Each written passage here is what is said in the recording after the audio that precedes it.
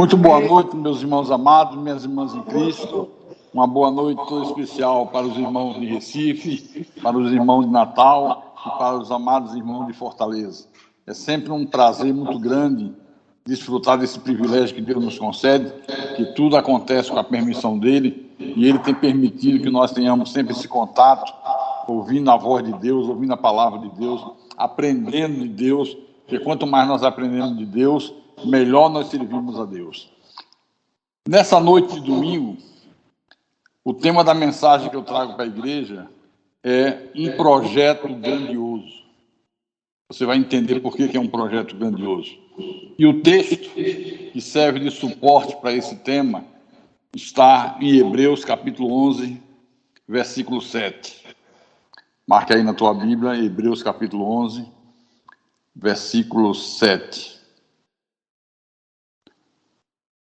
Vou ler o texto, que diz assim: pela fé, Noé, divinamente instruído acerca de acontecimentos que ainda não se viam, e sendo temente a Deus, aparelhou uma arca para a salvação de sua casa, pela qual condenou o mundo e se tornou herdeiro da justiça que vem da fé. Eu quero convidá-los a fechar os seus olhos, curvar suas cabeças. Vamos fazer uma oração para que o Espírito Santo nos faça compreender porque esse é um projeto grandioso. O que é que tem de grandioso nessa história? E hoje Deus vai começar a falar conosco nessa noite. Oremos ao Senhor do Universo agora. Senhor nosso Deus e nosso Pai, Deus Todo-Poderoso, Criador dos céus e da terra, Deus da minha vida, Deus da minha salvação, Deus que eu sirvo com alegria incontida, Deus que me tirou das trevas para a sua maravilhosa luz, que iluminou meus olhos para que eu pudesse compreender as verdades do teu evangelho da graça que o Senhor revelou a Paulo. Me fizeste um cérebro inútil, é bem verdade, mas teu cérebro. E sinto prazer em ouvir a tua voz a cada dia, a cada minuto, a cada segundo da minha existência. Porque vivemos num mundo mergulhado em trevas, e só a tua palavra é lâmpada para os nossos pés, é luz para o nosso caminho. Por isso nós não abrimos mão de ouvir a tua voz, de estar em comunhão com o Senhor, de estar sempre alimentando o nosso espírito com a palavra da verdade. E que nessa noite o teu Espírito Santo nos dê discernimento para que nós possamos compreender as verdades contidas na tua história. Eu te peço isso em nome do Senhor, em nome de Jesus, e que toda a igreja diga amém, e amém, e amém. Digam graças a Deus. Meus irmãos amados, minhas irmãs em Cristo, pela fé, diz o escritor dos Hebreus, Noé aparelhou uma arca para a salvação da sua família. Pela fé em quê? Pela fé em Deus, pela fé no poder sobrenatural de Deus, pela fé nas promessas de Deus, na palavra que não volta vazia, que ela se cumpre na vida daquele que crê. Então foi pela fé que este homem aí construiu uma arca para a salvação da sua família. Agora, o que tem de interessante nessa história é que Noé nunca tinha visto chuva, nunca havia chovido no mundo. O clima no planeta era um só. Pela manhã e pela tardinha havia uma neblina que regava a terra. Nunca havia chovido, mas ele creu que um dia Deus iria fazer chover sobre a terra, mesmo sem saber o que era chuva. Ele acreditou em Deus, ele confiou na palavra de Deus. Noé nunca tinha construído nada, porque ele era agricultor. Noé cuidava da terra, de plantar, e ele estava agora diante de um desafio absolutamente magnífico: construir uma arca. Parece coisa pouca, mas primeiro precisa se compreender como era essa arca, qual a magnitude dessa arca, e um projeto grandioso confiado a um homem que nunca tinha construído nada. Imagine Deus escolhendo você hoje e mandando você construir um ônibus espacial. O ônibus espacial, aquele que a NASA constrói, que leva astronautas à Lua. Você não faz a mínima ideia do que é um ônibus espacial. Primeiro que custa milhões e milhões de dólares para construir. Tem uma sofisticação tecnológica impressionante. Agora imagine Deus mandando você construir um ônibus espacial. Com Noé foi construir uma arca. Noé não refutou Deus. Ele não disse: Senhor, eu não posso. Eu sou agricultor, só sei plantar tomate, cenoura, couve, pepino, frutas, abacate, laranja, maçã. Só sei plantar, eu não sei fazer outra coisa. Hoje, a gente percebe que Deus pede muitas das vezes para um povo dele frequentar todos os cultos, e sempre aparece um ou outro que procura dar desculpa para Deus. Eu não posso estar na igreja todos os cultos, eu moro longe. O outro diz, para mim fica difícil, é muita despesa de ônibus. E eu sempre pergunto, quando eu ouço essas desculpas, cadê a fé daqueles que Deus predestinou para a salvação? Cadê a fé? Se você não tem fé para enfrentar desafios tão pequenos, como é que você vai enfrentar desafios grandes? Então, esse dilúvio aqui não foi uma alegoria, não foi uma brincadeirinha. O dilúvio foi uma coisa extremamente séria. Eu queria que você abrisse a tua Bíblia em Gênesis capítulo 6. Nós vamos começar a falar coisas que vão engrandecer a tua fé, vão fortalecer a tua confiança em Deus. Vamos voltar à Bíblia, Gênesis capítulo 6, versículo 9 a 22. Vou ler. Eis a história de Noé. Noé era homem justo e íntegro entre os seus contemporâneos. Noé andava com Deus. Gerou 3 filhos, Sem, Cã e Jafé. A terra estava corrompida à vista de Deus e cheia de violência. Viu Deus a terra e eis que estava corrompida, porque todo ser vivente havia corrompido o seu caminho na terra. Então disse Deus a Noé, resolvi dar cabo de toda a carne, porque a terra está cheia da violência dos homens. Eis que os farei perecer juntamente com a terra. Faze uma arca de tábuas de cipreste, nelas farás compartimentos, e a calafetarás com betume por dentro e por fora. Deste modo a farás, Noé. E agora Deus passa a dar as especificações da arca. De 300 côvados será o comprimento, de 50 côvados a largura e a altura de 30. Farás ao seu redor uma abertura de 1 côvado de altura. A porta da arca colocarás lateralmente. Farás pavimentos na arca, um embaixo, um segundo e um terceiro. Porque estou para derramar águas e dilúvio sobre a terra, para consumir toda a carne que há fôlego de vida debaixo dos céus. Tudo que há na terra perecerá. Contigo, porém, estabelecerei a minha aliança. Entrarás na arca, tu e teus filhos, e tua mulher e as mulheres de teus filhos. De tudo que vive, de toda a carne, 2 de cada espécie, macho e fêmea, farás entrar na arca para os conservares vivos contigo. Das aves segundo as suas espécies, do gado segundo as suas espécies, de todo réptil da terra segundo as suas espécies, 2 de cada espécie virão a ti para os conservarem em vida. Leva contigo de tudo que se come, ajunta-o contigo, ser-te-á para alimento a ti e a eles. Assim fez Noé, consoante a tudo que Deus lhe ordenara. Presta atenção agora, meus irmãos amados. Olha, se você quer ter uma vida vitoriosa, uma vida bem-sucedida, você tem que se mirar nesse exemplo aqui de Noé. Tudo foi projetado, planejado e executado. Deus deu a Noé as dimensões da arca, 300 côvados de comprimento, 50 de largura, 30 de altura, a localização da janela, a localização da porta, o tipo de madeira, a calafetação da arca, tudo determinado minuciosamente por Deus. Eu acho interessante é que Noé não discutiu com Deus, ele não disse, Senhor, 300 côvados é muita coisa, isso é um exagero, vamos fazer uma de 150 côvados. Não, porque muita gente faz assim, quer fazer as coisas para Deus segundo as suas conveniências. Deus não aceita. Deus exige obediência irrestrita.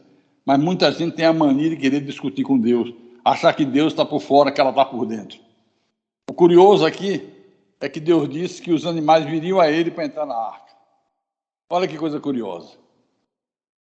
Enquanto os homens não davam ouvidos à voz de Deus, os animais prontamente atenderam à voz de Deus. Deus mostra certas coisas para humilhar o homem na sua desobediência. Essa arca aqui, era como se fosse um grande caixão. Uma caixa de sapato em dimensões grandiosas. Não havia beleza, porque Deus não mandou ele construir um transatlântico. O objetivo da arca não era que Noé entrasse nela com a família, os filhos, as noras, a sua esposa, os animais, e fosse fazer uma viagem de férias ao Caribe. Não era esse o objetivo. O objetivo era que ela flutuasse. Agora vamos ver as medidas dessa arca nas nossas medidas hoje, para a gente ter uma ideia mais completa dela. 300 côvados de comprimento equivale hoje a 134 metros. Ela tinha 134 metros de comprimento. 50 côvados de largura, 22 metros e meio de largura. 30 côvados de altura, disse Deus a Noé, 13 metros e meio de altura.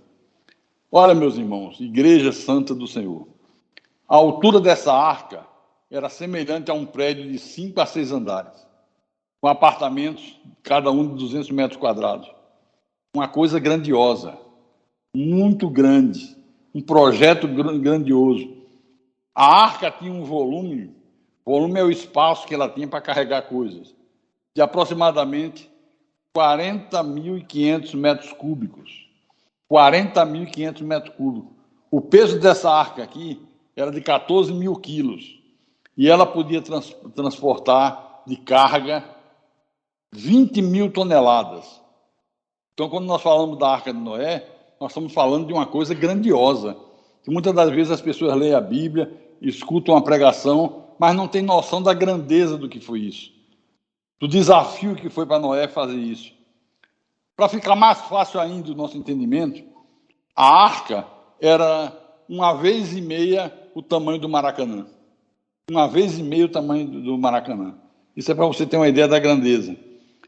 Isso são cálculos feitos pelo pessoal que hoje constrói navios, o pessoal dos estaleiros, a turma da engenharia naval, tudo isso calculado por eles. Então era uma coisa muito grande. Cabiam dentro da arca 3.970 automóveis Corsa, da GM, da General Motors. Você já imaginou? 3.700 automóveis Corsa cabia dentro dessa arca. Dava para transportar 125 mil animais do tamanho de uma ovelha.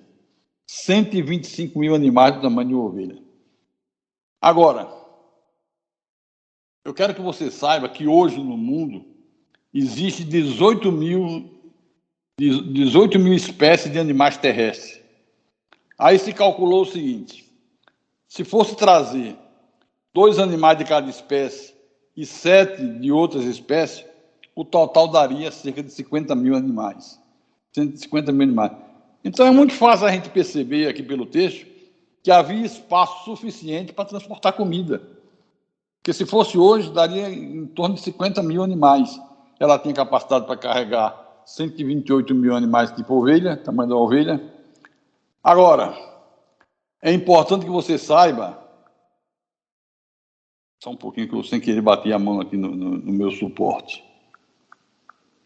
Só um instante. Eu sempre bato, né, para não fugir da regra. Para manter a rotina.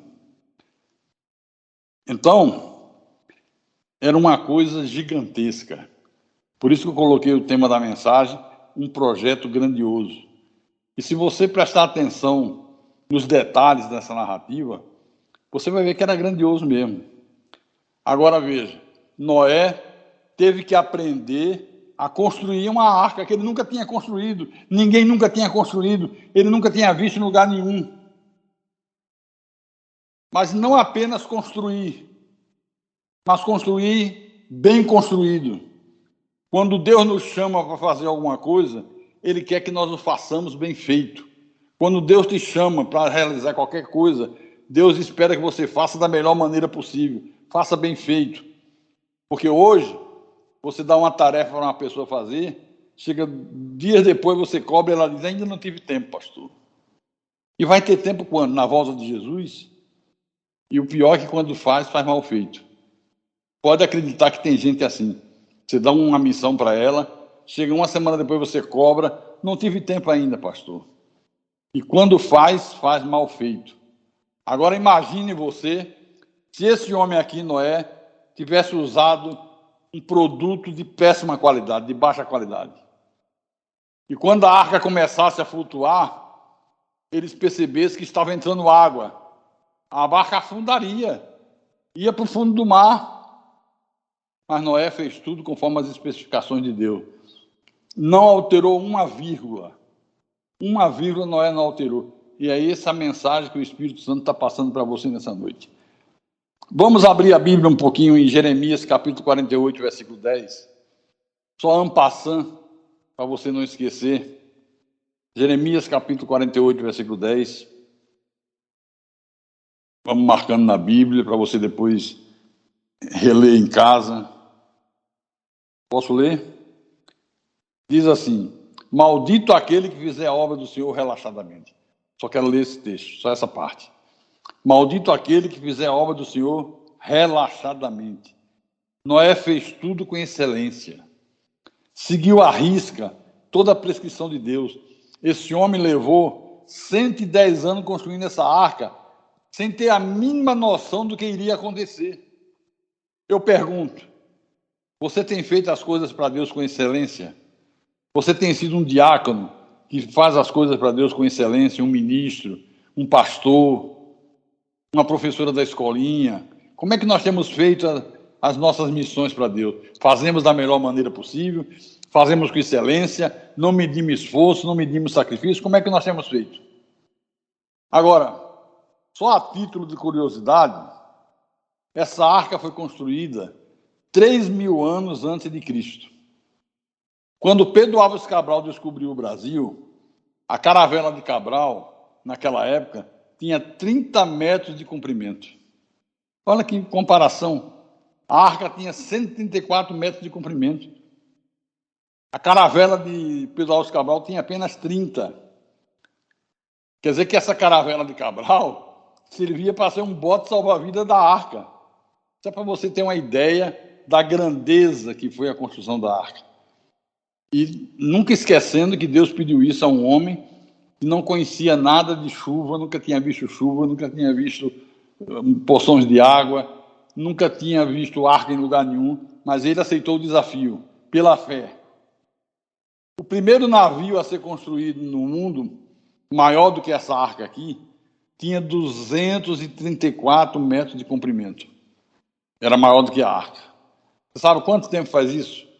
Que foi construído o maior navio da Terra, maior do que a arca? Apenas 150 anos atrás. Só 150 anos atrás é que conseguiram construir um navio um pouco maior do que essa arca. Mas eu quero esmiuçar um pouco mais essa arca. Ela tinha 3 andares, conforme Deus determinou. Os profissionais de hoje da construção naval, que trabalham na construção de navio, fizeram os cálculos e disseram que quando essa arca foi colocada na água, os 2 primeiros andares ficaram abaixo da linha d'água. Os 2 primeiros andares ficaram abaixo da linha d'água. Aí você diz, qual a importância disso, pastor? Deus é tremendo, né? A importância disso é que os 2 primeiros pisos da arca eram extremamente frios e escuros. Estavam abaixo da linha de água. As águas do oceano, quando um navio está em alto mar, elas são muito frias. Elas ficam em torno de 5 a 10 graus. Então, os 2 primeiros andares, o que ficava no piso da arca, no fundo da arca, o segundo e o terceiro. Então, os 2 primeiros ficavam abaixo da linha d'água. Era um ambiente frio e escuro. Agora, vamos voltar lá em Gênesis 6, versículo 14.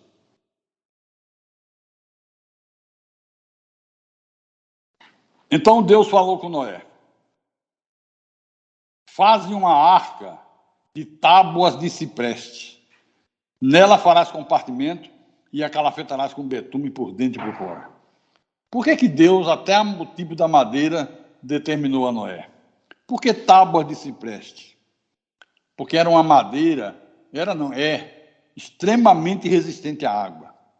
houve um tempo nos Estados Unidos da América que havia fábrica que se fabricava caixas d'água com essa madeira de cipreste, que é uma madeira extremamente resistente à água.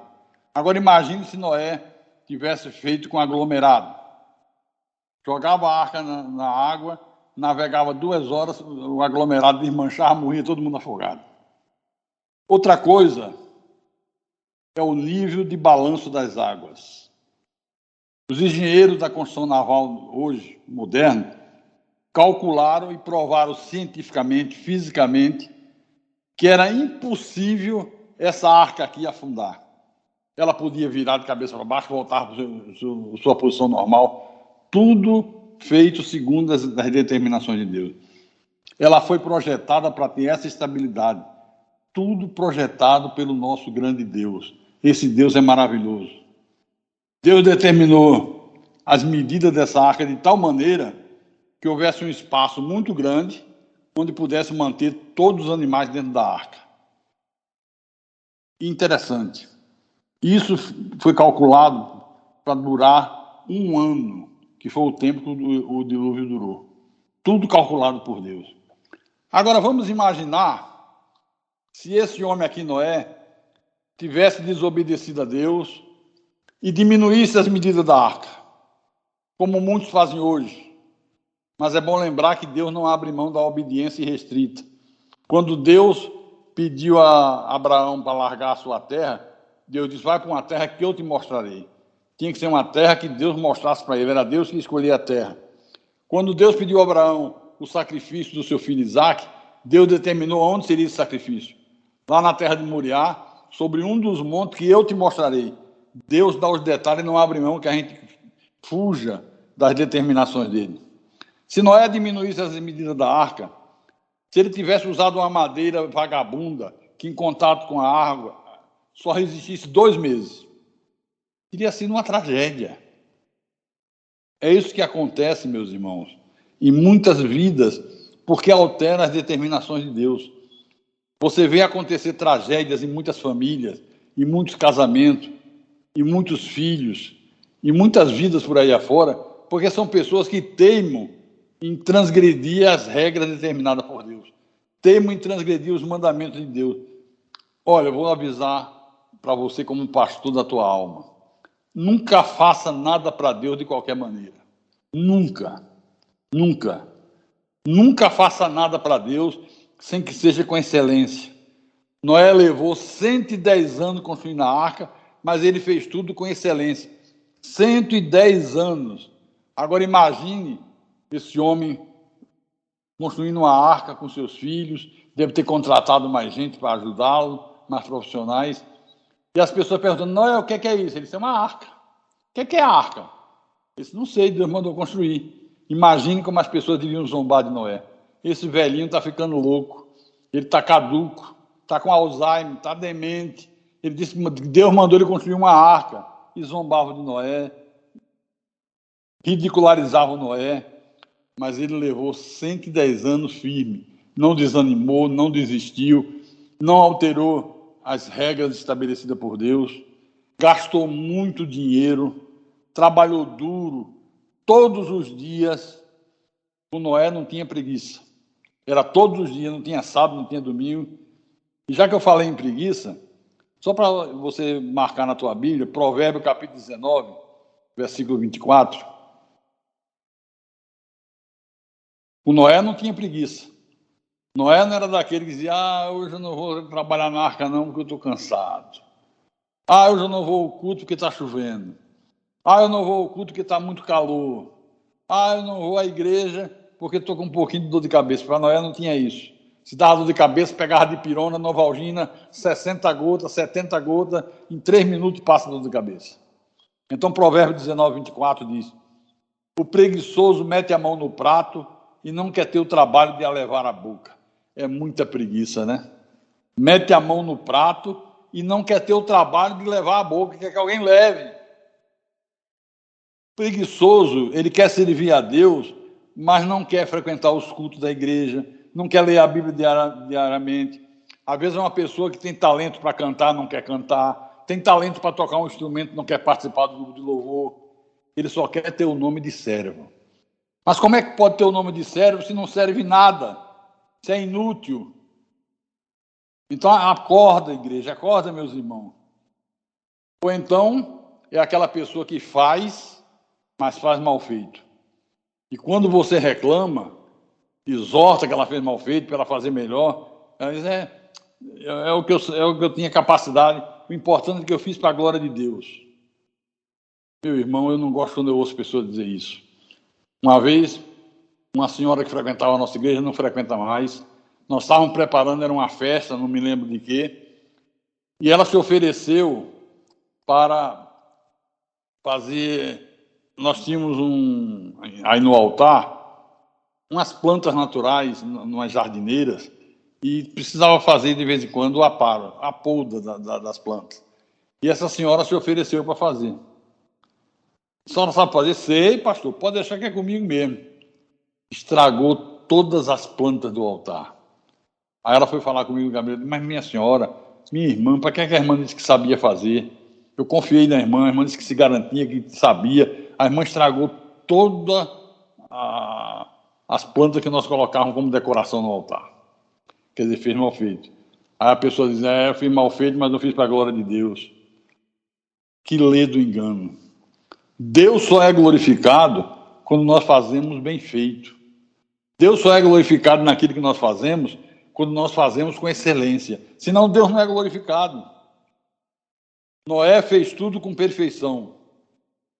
Não havia falhas, não havia defeitos. Tudo feito com excelência, tudo feito com maestria. Aí Deus é glorificado de verdade. Caso contrário, Deus não é glorificado. Grave isso.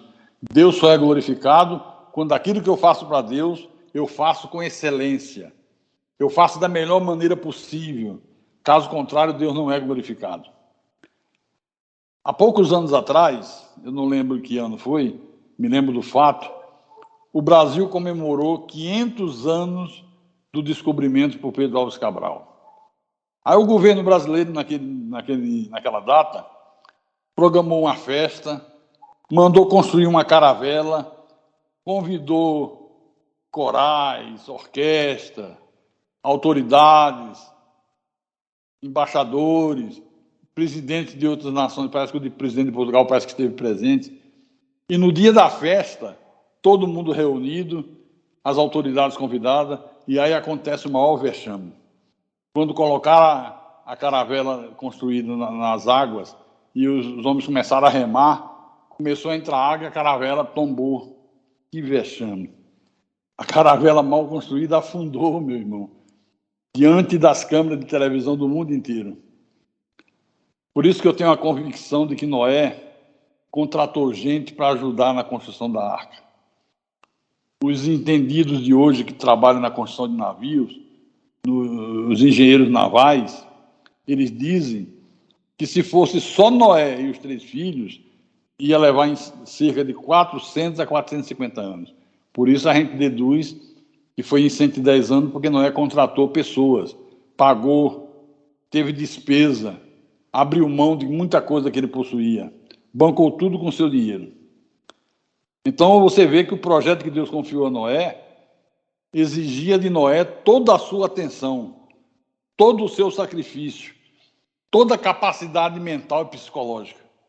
Foi um esforço gigantesco. Lembrando, para você nunca esquecer, que Noé nunca tinha visto chuva, porque nunca havia chovido sobre a face da terra. Aí Deus vem e diz, Noé, eu vou fazer chover sobre a terra. Ele nunca viu chuva, ele não sabia o que era chuva, mas ele creu, ele acreditou em Deus, ele confiou na palavra de Deus. Você tem confiado em Deus dessa forma? Você tem feito para Deus o que Deus pede a você com excelência? Como é que você tem tratado a tua vida espiritual? Como é que você tem tratado o teu relacionamento com Deus? Você tem se aprimorado cada vez mais em servi-lo? Você tem procurado manejar melhor ainda a palavra da verdade? Você tem se esmerado em ser um cristão? Como é a tua conduta fora da igreja? Como é a tua conduta em casa? Porque Deus espera que nós cumpramos a palavra dele, principalmente quando estamos fora do templo. Porque no templo, às vezes, é muito fácil. No templo todo mundo é bonzinho, todo mundo tem os nervos controlados, todo mundo demonstra educação. Mas quando você sai daquelas portas do templo para fora, você encontra um mundo hostil. Então Deus espera que no meio desse mundo hostil, nós venhamos a dar um bom testemunho. Nós tenhamos uma conduta ilibada, nós tenhamos um procedimento correto. Você que trabalha numa empresa, em uma construtora, como o pastor Eres, que é engenheiro, e engenheiro de primeira linha, cobiçado por outras empresas, pergunta a ele como é a conduta dele no trabalho. Nós conversávamos a semana passada e ele dizia para a gente que muitas das vezes ele faz gabinete pastoral no trabalho dele.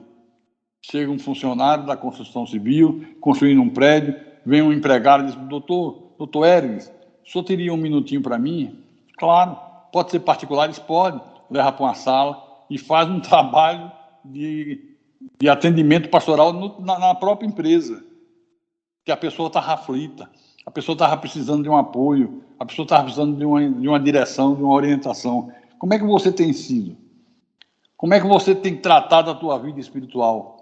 Como é que você tem sido como cristão? Você esteve hoje no culto da manhã? Espero que todos tenham estado no culto da manhã com o pastor Hélio hoje. Então, Noé nunca havia visto chuva, não sabia o que era chuva, mas quando Deus disse: Noé, vou fazer chover sobre a terra. Ele disse: eu não sei o que é chuva, não sei o que é que Deus está falando, mas eu sei que eu creio nisso. Ele mandou construir essa arca, parece um caixote grande, eu não faço a mínima ideia do que isso aí vai ser, mas eu vou obedecer a Deus. Debaixo de pau, debaixo de pedra. Zombaria por tudo quanto é lado. Gracejos. Quantas piadas devem ter feito com esse homem. Porque a população também não sabia o que era chuva, muito menos o que era arca. Noé, para que essa montanha de madeira que você comprou, Noé? Para a arca que Deus mandou eu construir para salvar a minha família. Aí é que o pessoal ria mesmo. Aí é que debochava desse homem. Como fazem conosco hoje.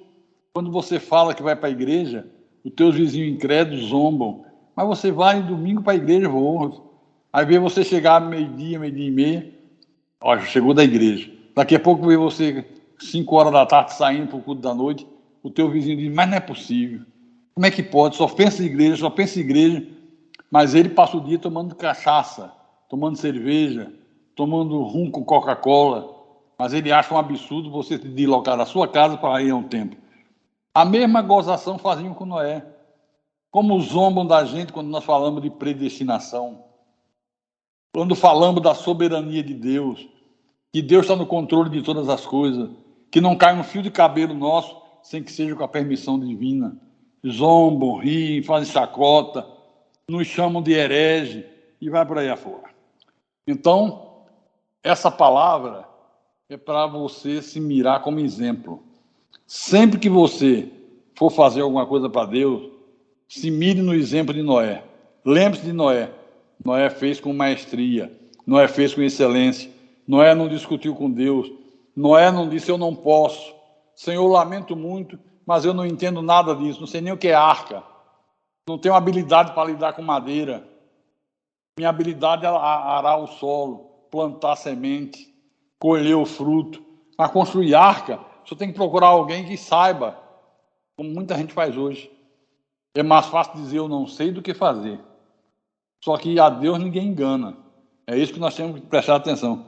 De Deus não se zomba, com Deus não se brinca. Nos próximos cultos, nós vamos ver coisas muito interessantes. Por exemplo, nós vamos ver aqui a cronologia da tragédia. Eu quero que você saiba que a população da Terra, naquele momento que Deus falou com Noé para construir a arca, era de aproximadamente 2 bilhões de pessoas. 2 bilhões de pessoas era a população do planeta. Todas morreram. Não ficou uma viva. Morreram 2 bilhões de pessoas. Coisa gigantesca, né? Grandiosa. Por isso que eu digo que nós vamos ver a cronologia dessa tragédia. Nos próximos cultos, nós vamos apresentar respostas para perguntas que sempre permearam a nossa mente. Sempre. Por exemplo, como é que coube todos os animais na arca?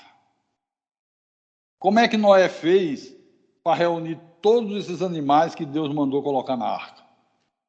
Você imagina Noé correndo atrás da girafa, aí daqui a pouco vem um filho de Noé, papai, o elefante se soltou. Daqui a pouco vem um tigre, um leão, uma onça, a cobra, a serpente. Como é que Noé fez para reunir essa bicharada toda?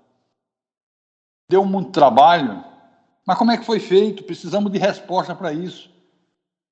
Porque juntar 50 mil animais é coisa muito grandiosa. Nos próximos cultos, nós vamos ouvir tudo isso. Outra pergunta que inquieta muito a minha não inquieta mais porque Deus já me revelou, mas ainda inquieta a mente de muitas pessoas. O dilúvio, ele foi localizado só naquela região que Noé morava, ou ele foi em toda a face da terra? Como é que foi esse dilúvio? Foi só lá na região que Noé morava? Deus fez o dilúvio acontecer lá? Ou foi um dilúvio universal? Como é que você vê? Como é que conviveu animais selvagens com animais domésticos? Você já imaginou? Um dia vem um filho de Noé e diz, Noé, papai, o leão acordou e está roncando, rosnando, grunhindo, fazendo uma série de sons estranhos, e do lado dele estão os cabritos. Quer dizer, se der bobeira, o leão mata tudo quanto é cabrito, mata tudo quanto é ovelha. Como é que se compreende isso? Como é que coube alimentos para todos esses bichos? São perguntas que nos inquietam. Cabia tudo dentro da arca. Como é que fez para a girafa, com aquele pescoção enorme, entrar na arca, se a porta era tão pequena? Como é que a girafa entrou? Tem uma técnica. O que Noé fez? Como é que Deus fez? Como é que a coisa aconteceu? Tudo isso nós vamos ver nos próximos cultos. Serão cultos que vão fazer você crescer na graça e no conhecimento de Jesus. Porque quando um ímpio lá fora falar sobre dilúvio, zombar da arca, fizer gracejo, você vai ter a sabedoria de responder e fazer a pessoa ficar calada diante da tua presença. Eu quero terminar essa introdução de hoje, porque hoje foi apenas uma pequena introdução ao que vem por aí, apenas para despertar o desejo em cada um de vocês de aprender. Eu quero terminar dizendo que esse Senhor aqui, Noé, fez tudo conforme Deus lhe ordenara. Ele estocou alimentos para durar 1 ano. Esse homem foi simplesmente extraordinário, fantástico. Então se mire no exemplo de Noé. Volto a repetir. Deus quer que você faça perfeito tudo aquilo que Ele te designou a fazer. Leve a sério tua vida de servo. Sirva a Deus com alegria, com entusiasmo, com determinação, e assim sendo, o nome do Senhor será glorificado. O nome do Senhor será exaltado. Deus derramará bênçãos sem medida sobre a tua vida. Então se mire nesse exemplo. E essas perguntas que estão na tua mente, que certamente despertaram muita curiosidade, serão respondidas nos próximos 3 cultos. Vamos fazer 3 cultos fantásticos. Hoje foi só uma pequena introdução, para você ter ideia do que nós vamos falar nos próximos cultos. E que o Deus da graça, o Deus de Noé, esteja sempre abençoando as nossas vidas, em nome de Jesus. Esteja sempre sendo glorificado através da nossa obediência e da nossa excelência no servi-lo.